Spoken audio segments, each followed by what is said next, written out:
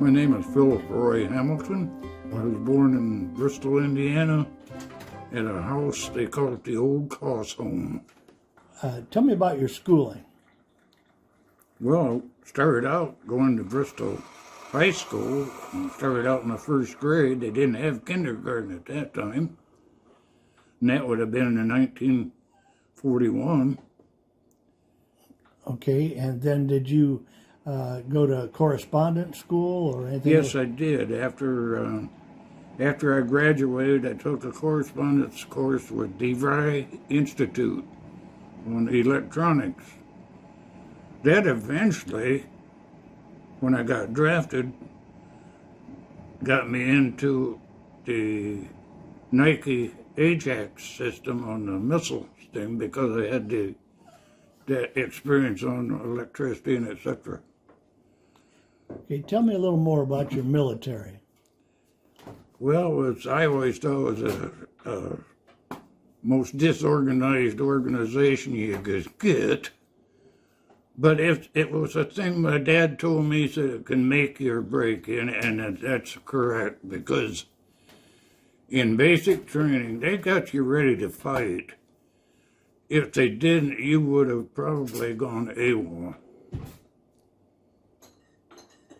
Because you couldn't take it. Mm-hmm. When did you graduate from high school? I graduated from Bristol High School in 1953. Who were some of your best friends when you were going to school? Well, I had quite a few of them, really. Keith Corson was one, Gary Odell, Dusty Rhodes, my cousin Lyle Menzies. They were all friends. Mm-hmm. Now, when you were in high school, did you play any sports? I did. When I was in high school, I played basketball and some baseball. Didn't care for baseball too well. Okay. Do you remember many of the teachers that were at school during that period of time? Yes, I do. There was Miss Van Ness, Merle Thompson, Brenton Graham, Helen Kreis, Ruby Koss, Violet Derby, and Verla Miller, I believe it was. Many of them I can't remember. Sure. When you were going to high school, did you work? Did you work outside of the home? Yes. While I was in school, I had numerous little jobs, okay? I worked for a while, of all places, it was where Bristol Pipe originated. That was where across the corner from the DX station, they had a Quonset hut. And they done black pipe, they threaded pipe at that time, and I worked for Bud Rimpler. And then also, I was 15 years old, didn't have a driver's license, but I delivered coal and lumber when I worked for the lumber company part-time. And that was, I think I worked for Ed Lutz, was his name. My Uncle Montel also worked there. I could tell you stories about that, unloading cement. I couldn't figure out how come my side was changing so much, and here I didn't figure out that Monty was doing a little more than I was. Tell me a little bit about your dad's orchard. Well, my dad started an orchard. He got out of the Navy, and he worked for a couple years for a while there, just, in the factory, but he got a notion. He worked for Pappy Clark at the Bristol Orchards, and he had that in his blood. So he thought he'd just buy a few trees and start out as a little hobby. Well, it developed to be more than that. It was more or less a business in his later years. So, but yeah, he got them from Gurney's. And the thing with my dad there, he had the people that they bought the house from. The guy was a inventor. He was everything. He thought he'd be a mink farmer. And they had all these, it was like chicken wire buried in the ground and all that. So when Dad started to till the ground for anything, he had to dig up all that wire and stuff too. So it was quite a chore. What year did he plant that orchard? Do you remember? Yes, my dad started, I think the first planting was in 1946. And then he just, not because my mom really wanted to, but he just kept getting more and more. Who do you remember in town? The stores, the people, the businesses? Who do you remember the most? Who comes to mind? Well, Carl Virgil was one of the first ones that, and I'll tell you a story about him. Carl had, his voice would, when he'd talk, and then at the end of his talk, his last word, he'd go, hmm. And I don't know whether it was an inflection or just what it was. But anyway, he was a good one. And then, of course, Pete Bickle had the hardware store. And you couldn't, during the war, you couldn't get BBs. I had a BB gun, but you couldn't get them, but he had them.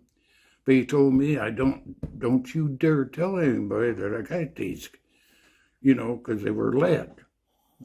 And that wasn't why, but the government had control of us real good at that time. The gas was rationed, meat was rationed, sugar you could get if you had black market sugar, you know. But I was fortunate enough that, you know, we had, my granddad had cows, milk and all that, and had pigs, so we didn't bother us so much. But I remember one in particular, the postmaster, his name was Clem Menges. And he would, back then you get a penny postcard, okay? You get a postcard or letter, but we would always, anybody that sent anything to the post office would put on at the bottom, they'd say, how you doing, Clem, or hi, Clem, because we knew damn well he read all of them.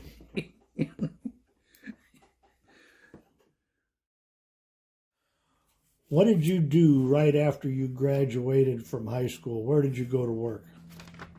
Well, I started working before I got out of high school. I started at Exo Corporation when I was a senior and worked nights. And I've done that until it was in September of the year after I graduated, and I got laid off. Man, I tell you, it was something. You couldn't get a job. And I drew $27 a week unemployment, and I had a $90 a month car payment. So I more or less, I had $8 to spend for gas to go look for a job every week. And I finally, after about 6 weeks, I got in over at Adams and Westlake, and I spent 15 years over there then. Okay. Let's talk a little bit about your work career. So you were at Adams and Westlake. Where did the majority of your working career, where did you work, and when did you retire? Well, okay, I started over at Adams and Westlake in 1954. I worked in the relay department for Zach Stutzman, which was a Bristol boy. Well, I went to school with his daughter, Judy. But anyway, then after a while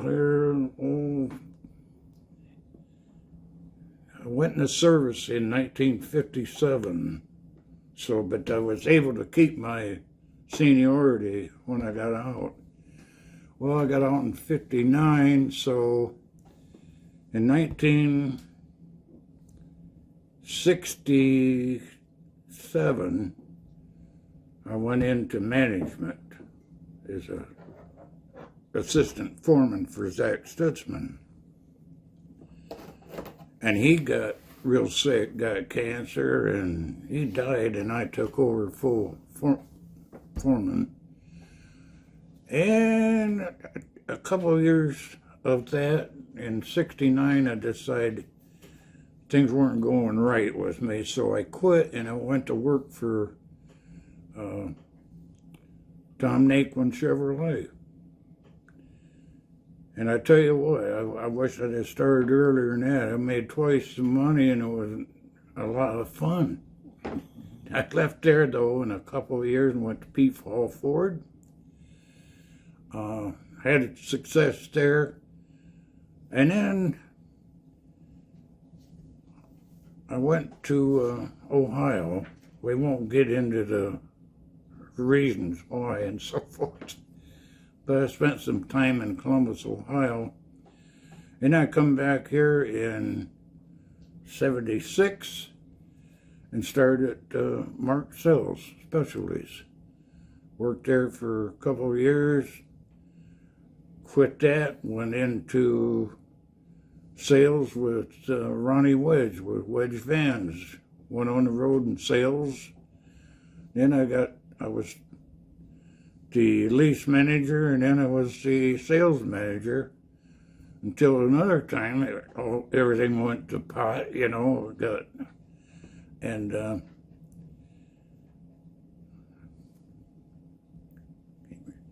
can't remember what after that what I really did do. When did you meet Ruth? Well, I met Ruth at Mark Sill Specialties. She had been on a sick leave and all that, and everybody told me, said, "Boy, you wait till this Ruth comes back. You see, you'll like her." Well, you know, I did, and her son Steve, I'll tell you what, he has accepted me when he wouldn't have had to have, because his mom and I went together and all that, and they went through a divorce. And, so now, how long have you and Ruth been married? 25 years. 25 years now. That's great. That's great. Tell me the fondest memories you remember of your father when you were growing up. Well, most of it, the real fun times was fishing. But I'll tell you, that all starts with, my dad would say, "I'm going fishing in the morning. Are you want to go along?" And I'd say, "Well, yes, sure." And he said, "Well, I'm only going to call you once." Well, he didn't have to because I was awake. But we would go to Hunter Lake. And we'd go, it was still dark. And we come home, it was dark. We fished all day long. You know? But anyway, that was fun. But I can tell you a story about my dad, that the first time he ever heard him say he didn't have a bad word for anybody. But he had installed an electric fence because the neighbors had cattle, and he put that fence up because they'd break it down, and they had hogs too. But anyway, he had that hooked up, had the transformer up on the porch at the house, and he wanted me to go down and test that and see if it was working. And I, went down and tried a little bit, and I grabbed a hold of it, and he says, "You didn't get shot?" And I said, "No, nothing." And he said, "Boy," "we set it for dry weather." So he says, "Now you try it." And I did touch it, didn't get any shock. And he said, "Well, I don't understand it." And he grabbed that, and man, it zapped him good. And he said, "You lose."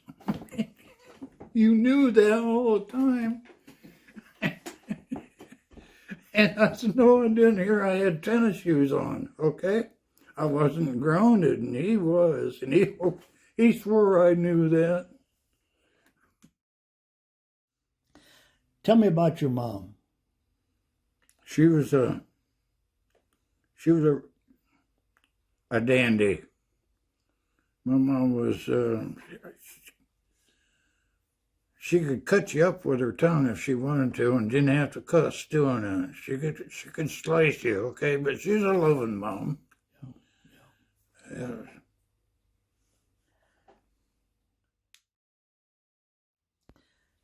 Tell me about your Uncle Floyd.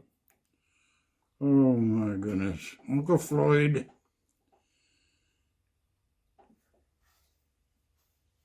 loved these women. He did. He taught me a lot of things I should know and some that I shouldn't. Okay, we'll put it that way. One story about my Uncle Floyd that I'll tell you is that I was probably about 7 years old, 7 or 8. My granddad had a 35 Ford, and it had run out of gas, and it was sitting out in the field, and I don't know, Grandpa kind of abandoned it, I guess, for a little bit. But anyway, him and Grandma went to town for something, and they had another car. Well, Floyd decided that we ought to be able to take that car for a little joyride, so he didn't have any gas, but there was 5 gallons of kerosene. And he put the kerosene in that old Ford, and by golly, it started. But it smoked like if you could have debugged anything with it. And we went through town, and old man White had the DX station at that time, and I tell you, he couldn't get over that. But then we had to keep driving it to make sure he got all the kerosene out, But we went all over the place, and he finally took it back out in the field and let her set. I understand that your Uncle Floyd was involved with something with the railroad tracks. Oh, you want to tell me that story? Yeah, my Uncle Floyd talked me into going with him down. Well, it was in after dark. But the trains and stuff, they were steam engines. Then they'd stop there at the depot. And we'd go down with a bar of soap and get down there and sneak around in front of the engine and soap the tracks. Well, they'd take off, they'd get ready to take off, and then they'd hit that soap and they'd go chug, chug, chug, chug, chug, chug, chug. And they'd try it again. They couldn't do it. Couldn't get any friction, to get going. And here come the conductor. Well, by then we was gone, But they used to, here's the thing too, along the railroad tracks, we used to get wild strawberries. They'd pick wild strawberries. Well, they had plenty of fertilizer probably from all them passenger cars, okay? The other thing about trains that the kids now wouldn't know a steam engine from anything. But they used to have what we called the circus train would come through there. My grandparents lived on Chapatula Street across the tracks, and that big old house and that track went through there.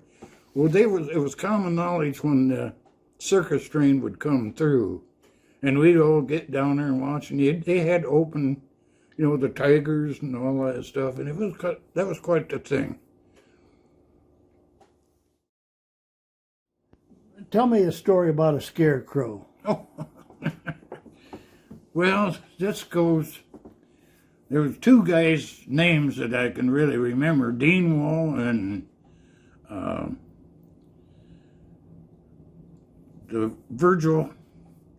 George Virgil. They had this other guy driving a car, it was like an old Buick or whatever, and they took this bib overalls and a shirt and stuff, stuffed it full of straw, similar to a scarecrow, and they put in the back seat, and they wait for a car. Traffic wasn't nothing then, so you had to wait to get somebody that would follow you. They'd get out on the west side of town.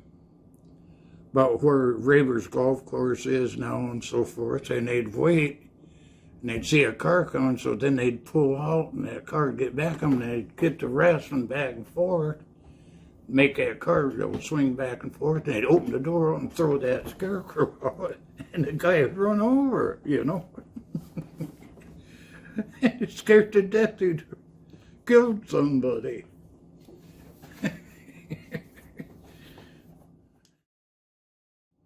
Tell me about the free movies in town. Oh yeah, I'm not quite sure whether they were weekly or monthly. I believe they were weekly in the summer. A guy by the name of Castleman had a truck with a van-like cube on it. He traveled around showing movies. Well, he had an outside curtain there, and it was down there where Herman's Park is. At that time, they had a conservation cabin there, and they lived right next door to that.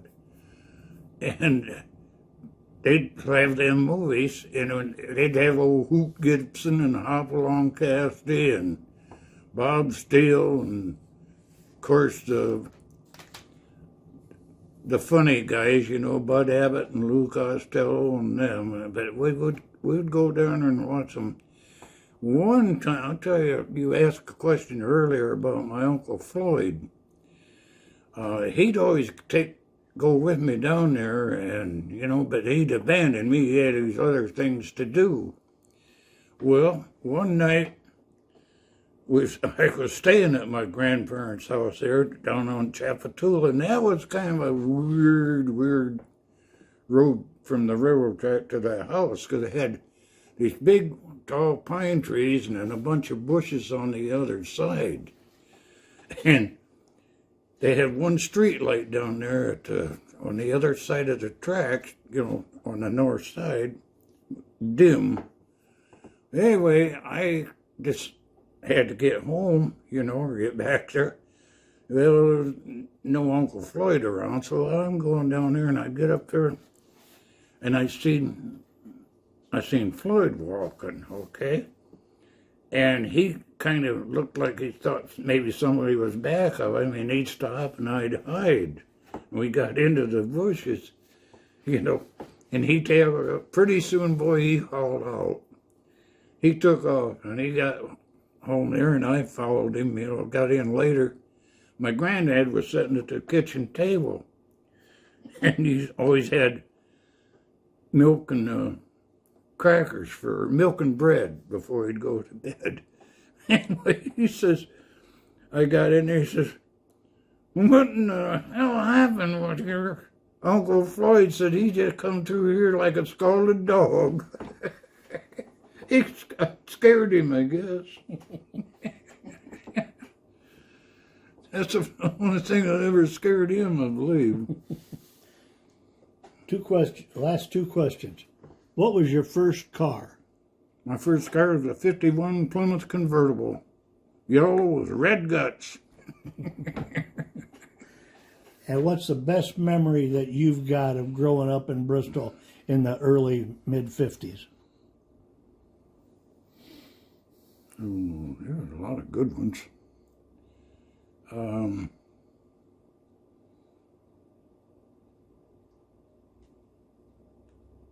Probably going on a class trip in my senior year in school. Where'd you go? We went to Washington, D.C., but we stopped at Luray Caverns. We took that trip down through there where we would see all the stalagmites and stalactites and etc. That was a nice thing. Oh, okay. Tell me something about sandbirds around Bristol, Indiana. Well, my granddad, Johnson, had a farm over there. He had 15 acres. They had a bunch of sandbirds out in the field, okay, that part of the field that they didn't till. But he had a relation that lived in Anderson, Indiana. It was my grandmother's relatives, brother. They had 3 boys. Well, their memory was that they'd come up here to visit in the summer, you know, and then Eldon and Floyd, my Uncle Eldon and Uncle Floyd, they'd get together, and they said they'd talk them into taking their shoes and socks off, go barefooted. So about the time they'd done that, one of them would pop the other inside the head, and they'd chase them, they'd take them out in that sandburr patch. Well, they weren't used to the sandburrs, and the Johnson boys were. So that was a thing with the sandburrs. There you go. How about milkweed? Do you have anything about Well, milkweed? there was milkweed, and like I say, it was kind of ironic that the milkweed was needed and used to make life preservers for the Navy. And they were in abundant supply during the war. They would come in and pick the gunny sacks full of them in the area, in the back of my parents, too. I remember that. And then after the war, they actually disappeared. Very few ragweed, or milkweed. Tell me about the barber. Tell me about Ike Alverson. Oh, Ike Alverson, he had a barber shop, and it was right beside Virgil's grocery store, which is now where the bank is located. But anyway, Ike, he stuttered. And old Slug Corson and Duffy Wall were in there one time, and I happened to be there waiting to get a haircut, I guess. Anyway, there was a bus stop in front of the Congdon's drugstore. The bus Greyhound come through there and stopped for passengers. Well, this guy come in there and opened the door to the barber shop and says, "Hey," he says, can you tell me what time's the bus stop?" Ike said, "Go to hell." And so the guy said, "No, pardon me," he said, "can you tell me what time does the bus stop?" Ike says, "Go to hell." Yeah. And he shut the door, left, you know, and old Slug says, "Ike, what the hell is the matter with you?" He says, he's telling him like that. And he says, "Well, did you think I wanted to get my damn head knocked off?"